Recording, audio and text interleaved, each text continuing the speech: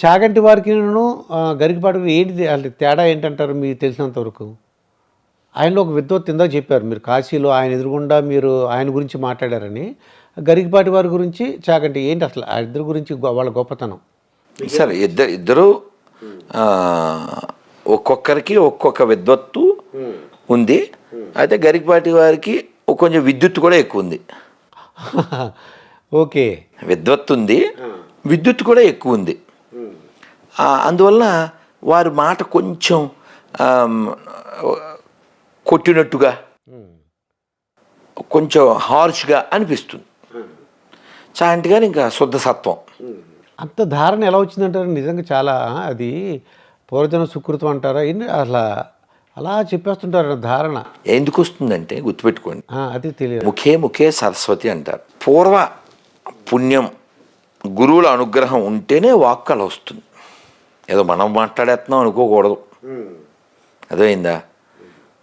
మన ప్రతిభ ఏం కాదు అది. ఖచ్చితంగా భగవద్ అనుగ్రహం ఉంటేనే వస్తుంది. వాళ్ళకి తెలుసు ఆ విషయం. ఇది నాది గొప్పతనం కాదని వాళ్ళకి తెలుసు.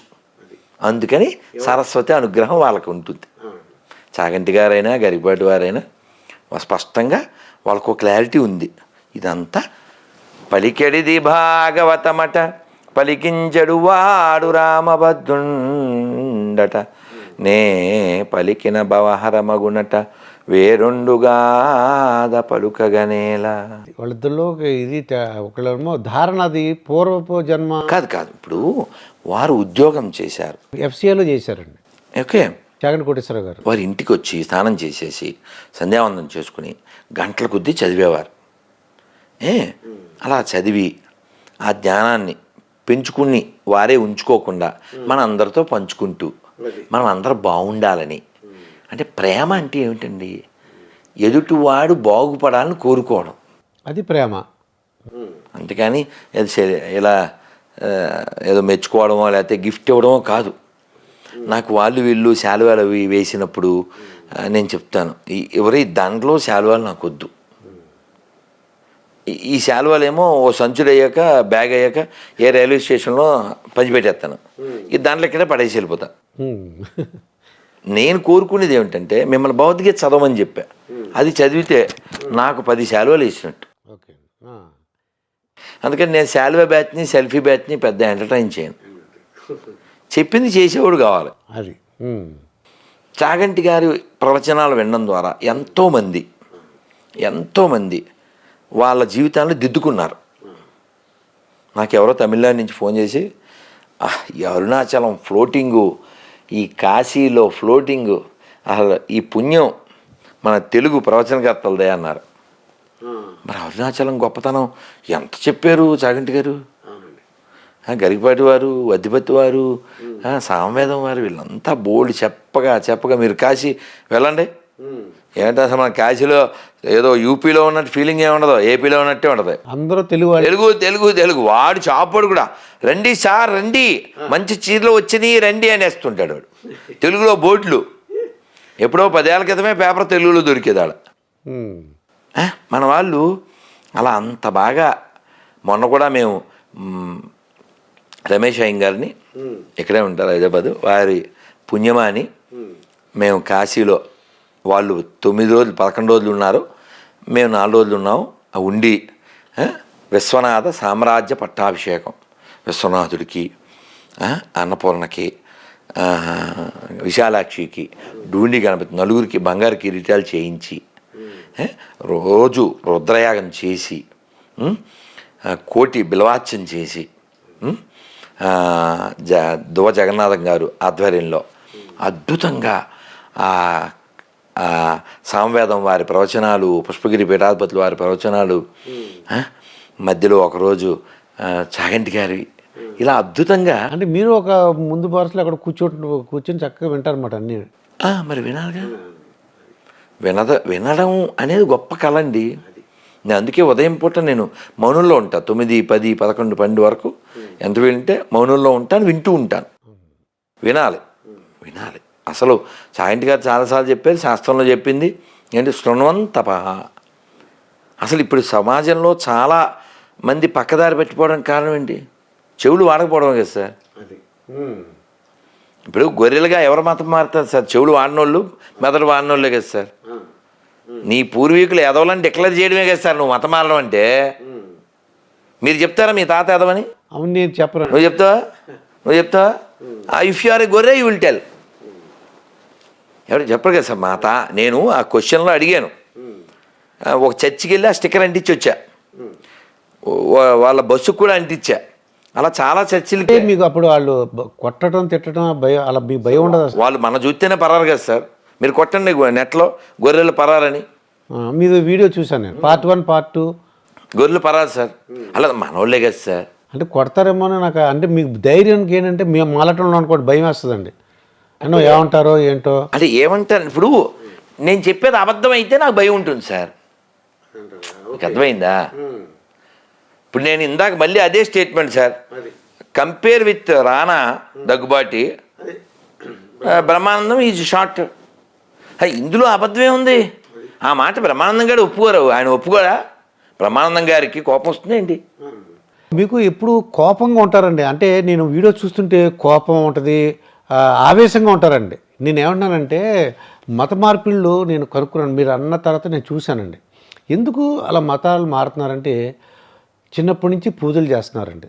పూజలు చేసేసరికి వాళ్ళకి ఒక క్యాన్సరో లేకపోతే ఒక అబ్బాయి అయితే వాళ్ళ నాన్నగారు అస్తమానం తాగుడండి, డే టైం కూడా తాగేస్తున్నాడంట. అతనికి ఏం చెప్పారంటే నువ్వు యేసు ప్రభువుని నమ్ముకో, లేకపోతే ఇంకో దేవుడిని నమ్ముకో, నీకు మీ నాన్నగారు ఆ మందు మానేస్తాడు, డే టైం తీసుకోడు, నీ మాట వింటాడు, చక్కగా ఉద్యోగం చేసుకుంటాడని చెప్పారంట. ఇతను ఆ తండ్రి లేకపోతే వాళ్ళ అమ్మగారు ఎప్పుడు పూజలు చేస్తున్నారు. ఇలాగా నువ్వు అంటే అతనికి ఒక సమస్య వచ్చింది. నువ్వు పూజల్లో ఉన్నావు, గుళ్ళు తిరుగుతున్నావు, కొబ్బరికాయలు కొడుతున్నావు, కానీ నీకు ఇది ఎక్కడ ఒక మంచి మీ నాన్నలో మార్పు లేదు. నువ్వు దేవుడిని నమ్ముకో చూడు ఒకసారి అని అనేసరికి వాడు ఏదో దేవుడిని నమ్ముకోవడం అలా చేస్తున్నారు అనిపిస్తుంది. ఏదో ప్రాబ్లం వచ్చినప్పుడు, ఒంట్లో బాగోనప్పుడు పక్కన వాళ్ళు చెప్తున్నారండి, చిన్నప్పటి నుంచి మీ దేవుడిని నమ్ముకున్నావు కదా, ఇది వచ్చింది సమస్య, నువ్వు ఇదిగో మారు, ఓసారి ట్రై చేయి అన్నట్టు. అయితే విషయం ఏంటంటే నేనేమన్నానంటే మీరు మంచిగా చెప్పచ్చు కదా, ఎందుకంత కోపం తెచ్చేసుకున్నారు, గొర్రె అంటున్నారు. నేను అంటలేదు సార్, వాళ్ళ పుస్తకంలో ఉంది, నేను చెప్పాను. ఇప్పుడు మిమ్మల్ని స్కూల్లో పిల్లలు ఏమని పిలిచేవారు? సార్ అని పిలుస్తారండి, దుర్గాప్రసాద్ సార్. అది అది దే హ్యావ్ బీన్ ట్రైన్డ్. అవును, మేము ఆలోచించాం అంతే కదండి. అలా గొర్రెలు అని ఎవరైతే బైబిల్లో ఉండే వాడిని గాడ్ అనుకుని నమ్ముతారో they are all considered as a గొర్రెలు according to their book, not according to me. కాబట్టి గొర్రె అంటే ఏంటంటే మామూలుగా బుర్రలేందని అర్థం. మన భాషలో, మన భాష కాదు సార్, మామూలుగా గొర్రె. ఇప్పుడు ఓ గొర్రె దూకిందండి కొండ నుంచి, అన్నీ దూకుతాయండి. అది బుర్ర ఉంటే దూకదు కదండి. ఇది గొయ్యిందిరా భయ్యా, దూకితే ఐ విల్ రీచ్ అయ్యా అని చెప్పి దానికి తెలీదు. సో గొర్రె అంటే బుర్రలేంది. అలాంటి బుర్రలేని గొర్రెల్ని బలి కోరేవాడు ఆ బైబిల్లో ఉండేటువంటి సోకాల్డ్ సైకోగాడు. విషయం ఏంటంటే మతం మారితే నాకేమిటి నొప్పి, వాడికి నచ్చిన దాంట్లోకి వాడు వెళ్తాడు. కానీ వాడు నచ్చిన దాంట్లోకి వెళ్తే పర్లేదు, కానీ వాడు అందులోకి వెళ్ళి ఏమంటాడంటే మాదోటే కరెక్ట్ అంటాడు వాడు. యాక్చువల్గా ప్రపంచంలో పనికి మాందే ప్రాబ్లమ్స్ ఏ ఉండవు కదండి, అసలు ఏం లేవు. నేను ఆన్సర్ చెప్తాను. మీకేమైనా ప్రాబ్లం ఉంటుంది కథ ఎలా ప్రాబ్లం ఉంటుంది సార్? నేనేమన్నానంటే రానా తెలుసా, దగ్గుబాటి రానా? అవును, దగ్గుబాటి రానా. దగ్గుబాటి రానా యాక్టర్ అన్నాను, ప్రాబ్లం ఏంది? నిజమేగా చెప్పాను. అలాగే బ్రహ్మానందం కూడా యాక్టర్ అన్నాను, తప్పేం లేదుగా. కానీ మీరేమంటారంటే ఇద్దరు ఒకే సైజ్ అన్నారు, ప్రాబ్లమే కదా సార్. ఒక సైజ్ కాదు, ఎలా కాదుగా, అవి పొడుగు పొట్టి. ఆయన 7+ ఎంతో ఉంటాడు, ఏదైనా 5+ ఉంటాడు. బోత్ ఆర్ యాక్టర్స్, మేము ఒప్పుకుంటాం. But both are not same size, ఒప్పుకోం. అది ఒప్పుకో అంతే. అంతేనా? పనికి మాలిందని ఎందుకన్నా అంటే వాడు మూడులను తయారు చేస్తాడు, గొర్రెలను తయారు చేస్తాడు. ఇది వీరుల గడ్డ, but they want to make ఎర్రగడ్డ. ఇప్పుడు నేను ఒక 26 క్వశ్చన్లు ఉన్నాయి సార్. ఆ క్వశ్చన్లో నాకు 13 క్వశ్చన్లకి ఆన్సర్ చెప్తే నేను కూడా మతం మారిపోతా. నాతో పాటు దుర్గాప్రసాద్ గారిని, సీనుని, పూర్ణ అందరిని మతం మార్చేస్తాం. ఇప్పుడు వాళ్ళు ఎవరైతే క్రైస్తవులని చెప్పుకుంటున్నారో వాళ్ళది చెప్పుకోవడం అనే దాన్ని మనం వ్యతిరేకించాం.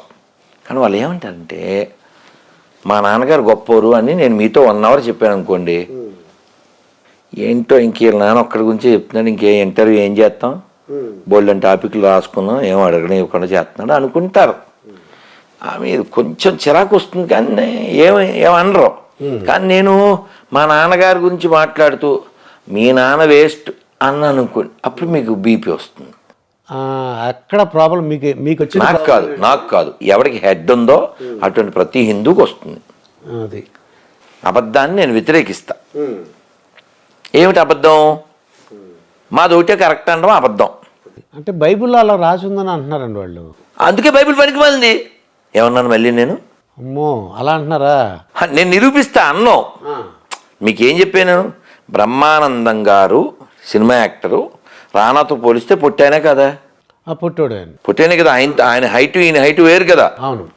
మీరేం ఒప్పుకోవట్లే. ఇద్దరిని ఓ చోట చూపిస్తాను, మీకు తెలిసిపోద్ది కదా. అలా అంటే మీకు ఎక్కడ కోపం వస్తుందంటే అబద్ధం. అది